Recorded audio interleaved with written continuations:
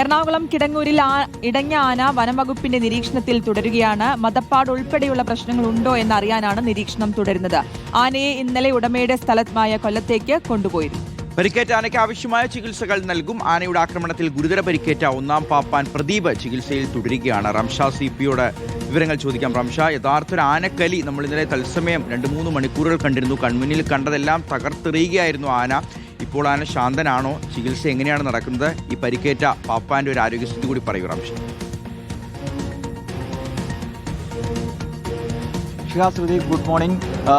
ഇന്നലെ ഒരു 3 മണിക്കൂറോളം നീണ്ടുനിന്ന ഒരു ആനക്കലിയാണ് കിടങ്ങൂർ മഹാവിഷ്ണു ക്ഷേത്രത്തിൽ നമ്മൾ കണ്ടത്. പാപ്പാനെ ആക്രമിക്കുന്നു, ലോറി ഡ്രൈവറെ ചവിട്ടി കൊലപ്പെടുത്തുന്നു, പിന്നീട് വാഹനങ്ങളെല്ലാം തകർത്തെറിഞ്ഞ മയ്യനാട് പാർത്ഥസാരഥി എന്ന ആനയുടെ ദൃശ്യങ്ങൾ ഭയപ്പാടോടുകൂടിയാണ് നമ്മൾ കണ്ടത്. എന്നാൽ വൈകുന്നേരത്തോടുകൂടി ആന അല്പം ശാന്തമായി. പക്ഷേ എങ്കിലും അവിടെ കിടങ്ങൂരിൽ തന്നെ തുടരുന്നത് അത് ചില പ്രശ്നങ്ങൾ ഒരുപക്ഷെ ഉണ്ടാക്കിയേക്കാം. കാരണം ആനയ്ക്ക് മദപ്പാടുണ്ടോ എന്ന സംശയമുണ്ട്. അങ്ങനെ മദപ്പാടുണ്ടെങ്കിൽ അത് കൂടുതൽ പ്രശ്നങ്ങൾ സൃഷ്ടിച്ചേക്കാം എന്ന് കരുതിയാണ് ഇന്നലെ വൈകുന്നേരത്തോടുകൂടി ആനയെ ഉടമസ്ഥന്റെ സ്ഥലമായ കൊല്ലത്തേക്ക് കൊണ്ടുപോയത്. അവിടെ ആന നിരീക്ഷണത്തിൽ തുടരുകയാണ്.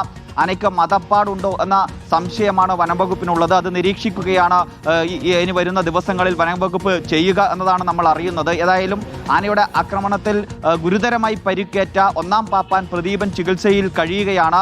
അദ്ദേഹം അങ്കമാലിയിലെ സ്വകാര്യ ആശുപത്രിയിൽ നട്ടെല്ലിന് ഗുരുതരമായി പരിക്കേറ്റ നിലയിൽ ചികിത്സ തുടരുകയാണ്.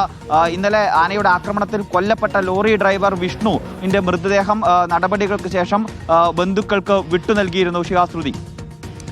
ശരി, റംഷ CP-യാണ് വിവരങ്ങൾ നൽകിയത്.